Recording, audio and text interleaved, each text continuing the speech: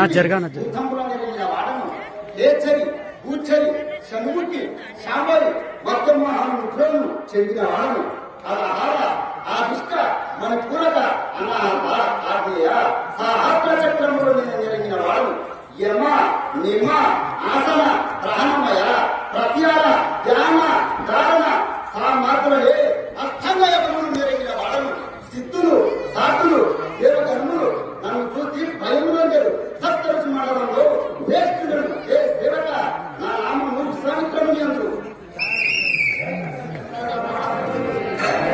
స్వామి మీరు విశ్వామిత్ర మహాత్మైన సరే వారికి ఎక్కడికి వెళ్తున్నారయ్యా? నేను ఇప్పుడు ఇంత లోకంలో జరిగే దేవుని సభకు పోయాను కదా.